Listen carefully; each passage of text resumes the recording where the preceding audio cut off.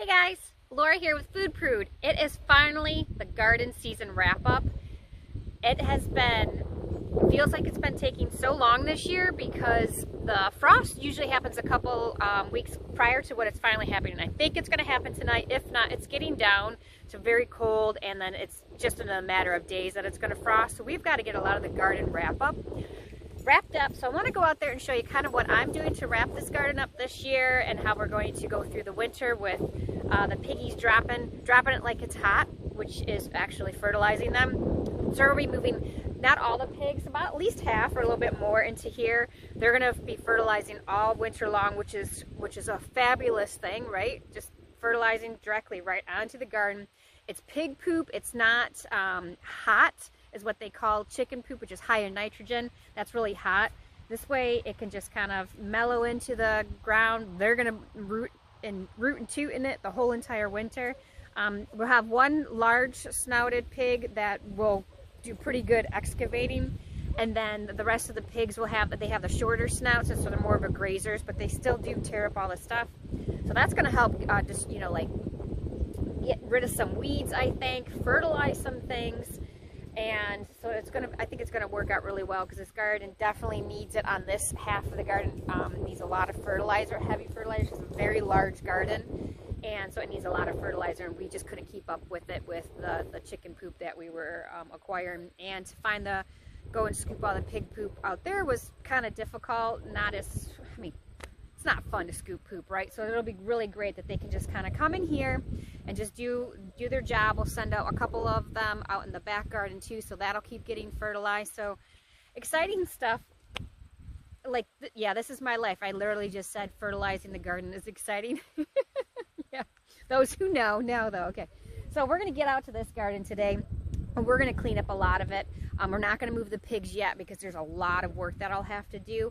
All the tags have to come out, all the markings. We've got poles everywhere. I've got string everywhere that was, helping with the dry beans. So all that needs to come out, and then all the hog panels and cattle panels that I used for the tomatoes will need to be moved around some areas that I don't want the pigs to go into, which is going to be my asparagus and my strawberries, my blueberries, and my garlic, wherever I decide to plant that. So we're going to use those as like a barrier to block off the pigs, and we're also going to hot wire a fence around everything as well, because some of them are little and they can slip underneath. But this way I've got like a double barrier, double fortress situation going on, that they don't get in, because I really don't want them to get into my asparagus and strawberries and all that good stuff, right? That stuff is there for a reason, so we're going to do that. We still have 3 rows of potatoes that we need to dig up, which they are fine for quite some time. I'm kind of using the cooling ground as like a storage area until I can find other places to keep them, which I like to overwinter them at about 50 degrees, and they seem to last the whole entire time. Some of them sprout, and then those are the ones that get the eyes or sprout, will be my seed potatoes for next year. So that works out really great. So we got to harvest those. I'm waiting for a frost so I can harvest my carrots, because the carrots get sweeter after they have a frost. So I'm looking forward to about a half a row of those that we've got to go pick up. So far they did not taste good at all, so I'm really hoping that the frost will really help out this year with those. We just kind of eat them fresh. We've canned carrots before in the past, and frankly they just don't taste that good. I mean, maybe we're just not carrot people, but you do you, but we don't really like them that much. So today the stuff that we need to harvest is whatever remaining tomatoes. And if they're super green, they're just going to stay in there for the pigs to eat. If they are starting to blush or turn a little bit, I'm going to pull them, because eventually they'll turn. It'll take a while. The quantity of tomatoes that I have left in here is nothing I think I can actually can. Like, I'm take the time to do 14 quarts or something, or even 7. So it'll go into some fermented salsa and eating fresh. So I look forward to the little bit that's still in there. And the tomatoes did do better than I thought, which I'm so thankful for. It wasn't an overabundance, but it ended up being plenty. So that's always a really nice feeling to have that. We need to harvest all the peppers. So I've got purple peppers, green peppers, some spices, and some jalapenos. So all those need to get pulled today as well.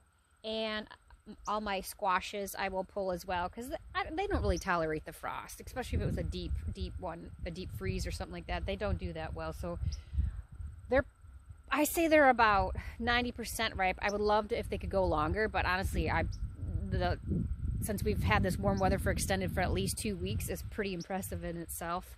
So we're gonna go ahead and harvest squashes. I'm gonna harvest whatever pumpkins that are really orange. They can handle frost, but I want to get the really orange ones out. There's some pie pumpkins. I want to make sure that they're safe so that they don't get ruined or anything like that.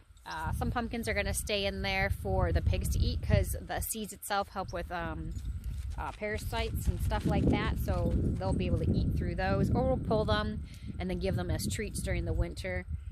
So we'll see, and obviously use some for decoration. I'm going to cut some corn stalks for decoration and some of the pumpkins for decoration, because it is fall. It is that time, and we like to celebrate harvest season. So looking forward to that. What else?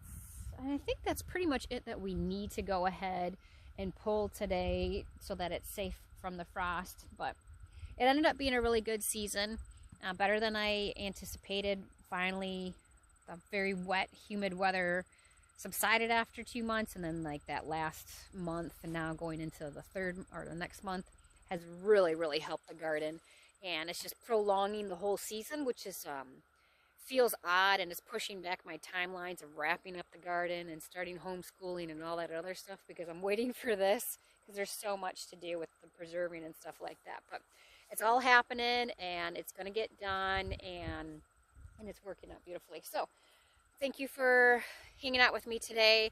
I'll do some shots of the garden, what it looks like now, with the stuff that I'm picking from, and I'll see you guys in the next video. Thanks for being here with me. Alright, so walking into the garden, we have some beautiful calendula flowers that have done really well out here, and the pollinators have really enjoyed it. I've picked some's going to seed. Yeah, I'll link to a calendula video that how I use it medicinally in herbs. This is a dinosaur kale. I think I've only picked it once. We're not big kale people around here, but I'll harvest some more. It can handle the frost, so I'm not harvesting it today. It can hang out until I want to. But we do have our butternut squashes that we will go ahead and harvest a lot of these today. Well, actually, we'll harvest all of them. So there's a lot that are scattered in here. There's a lot that's underneath all the leaves and stuff still, so we'll have to go on a fun search and fun hunt like that. And this year I should have did something with this, but this is the coveted corn smut. This is way past its coveted time frame though, but yeah, you do something with that. I honestly don't know, but I know that it's good for you somehow medicinally, but it's nasty looking. It's just nasty. And we have all of our pepper plants here. But oh, see, they're such a deep purple, or crazy. Those are from Emma Gardner. We have our banana peppers there, and so we've got a couple of rows that we need to go ahead and harvest from.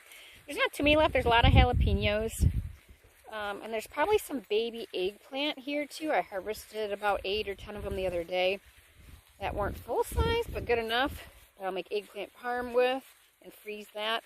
It looks like I see a couple baby ones I'll pick from. These are my tomato plants. I have this cover on them because the bird was trying to get them. Let's take a look though. There's really not too many tomatoes left. But like, I'll pick that one because it's starting to blush a little bit. This one. That's a nice looking one. Not red. Some of them are starting to turn, so I'll probably pick a lot of them and then just see what happens. I know people do stuff with green tomatoes too, but that's just not typically what we do. So we've got the 3 rows of potatoes that we need to pull eventually. Not pull, but dig. That's a lot of work. Thank goodness I have little hands and a husband that helps. So this is the rest of the garden. This is pretty much, this whole side has been harvested except for some carrots. And the weeds are free. You know, they're here just for hanging out. There may be another zucchini I should grab. I'll have to check over there. But that's kind of what it looks like now. These are the things we need to pick up, clean up all these poles and the string and all the tags. Harvest some of these corn stalks for decoration. We have some wonderful pumpkins down here. Oh, and I have lots of honey butternut squashes too that need to be harvested.